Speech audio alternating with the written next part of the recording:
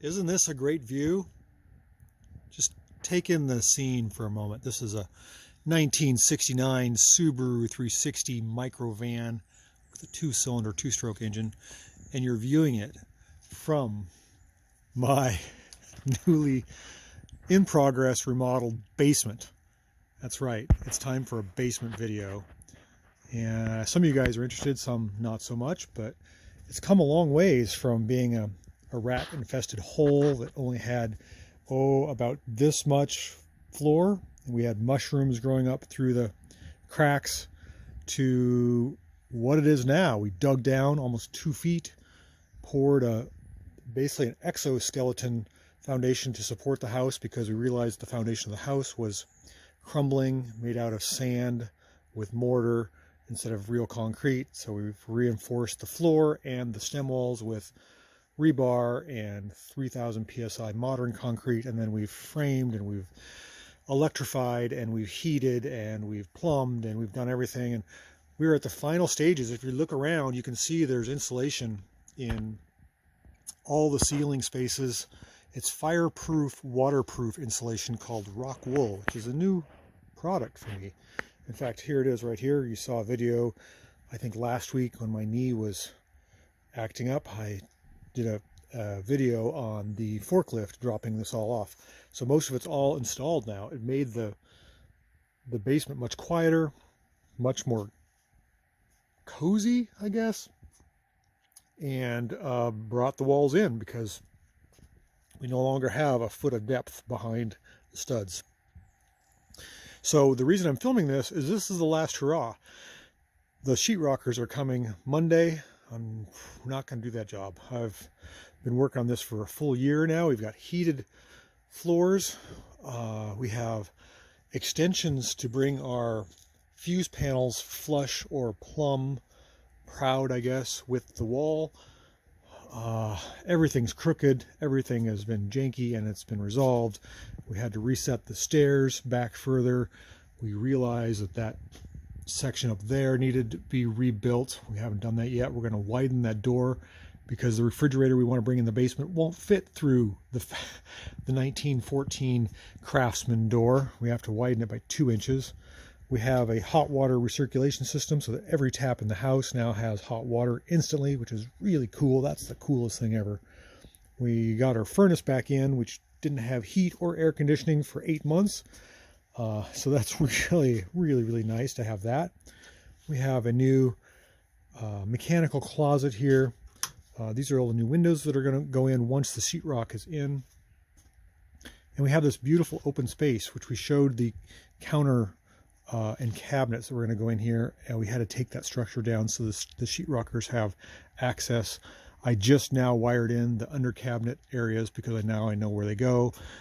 And it's just been a long haul. It's been a slog of a year. So this is the last hurrah. But don't go away. This is not the end. I'm going to show you the garage. It's in the same state. I figured once the sheetrockers were here, they could do the garage as well. I'm going to stand back in the corner and give you a good 360-degree view, or at least 300-degree view. We have a HVAC system right there. I'm touching it. We have a new steel beam that goes across and took out 4 posts. We have egress windows on that would be the south side, and we have other windows here that are not egress on the kitchen side. We're going to order our appliances. We spent a lot of money, spent a lot of time, spent a lot of effort, but it's going to be cool when it's done. In fact, let me show you. I don't know if you can see this or not. The amount of framing, I don't know if you can see, but the house sags right above that window. We had to account for that, and then it's bulged up beneath the window. It's just crazy. This is an old house. It's a 1914 Craftsman, and it's sagged and swayed, and it's been battered by winds and storms for over 100 years. So the electrical inspection is passed, the framing inspection is passed, the insulation inspection is passed. The only inspection we have left is final, which is when everything else is in. So all this insulation now has to get put in its right spot. I still have to do this chaseway where the furnace ducts go, and I think we're really close. So let's break to the garage, and I'll show you what's going on out there. we have done so much work.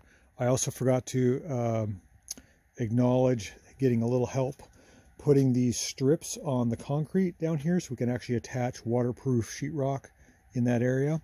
And look at the size of these window wells. They're, what's that, 24 inches deep? I'm just going to scoot on out here and we can take another look at my blue van while I crawl out. And where's my dog? She's around here someplace. I bet she's sleeping. Oh yeah, I think I know where she is. Hi, Stella. Everyone wants to say hi to you. You're just in here sleeping, not even looking for squirrels, are you? So, along with the basement, which you just saw, we have evacuated the garage. All this stuff's out of the garage because it's getting sheetrocked as well. And this is what it's gonna. This is what it looks like. If you remember, this was a rat-infested, rickety old carriage house that had, I don't know how many posts did it have? 3. It had posts that went from the ceiling to the floor in 3 different locations, and I was complaining about getting my little cars in here. I could only get 7 microcars in here, and since the remodel, I think I've only had 4 because the kids have been playing. So we plumbed it. We put in a window wall on the north side, another window wall above the neighbor's lean-to on the back side there, that'd be east side, and then insulated the curved roof, new beams, and then just yesterday we finished the beams. In other words, the beams were all sandwiched and, how do I say this? They needed to have what's that thing called? The thing that slides across and shaves it down. They weren't even, I forget the name of that tool, but so we had to put little pieces of furring strips to make sure the sheetrock looks good on the beams, and we had to build in some blocking for certain sections. I still have some work to do in here, but this is going to get sheetrocked as well. It's been a lot of work. We also have air conditioning and heat in the garage, which feels very luxurious, and an exhaust fan up there so that if I start up a 2-stroke car in here, I can evacuate it quickly. And then comes the floors.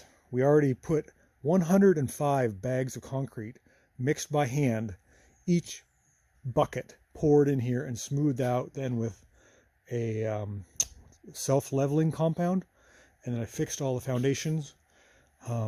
It's coming along. It's really, really coming along. It looks great. And there's my new door. How many microcars can I get in here? Thanks for watching. We'll see you later. Oh, look. There's the lady coming in to do the laundry. I brought you cookies. Oh, that's so nice. I like cookies. You caught me doing a video. Oh, hi, everybody. Here you go. Thanks.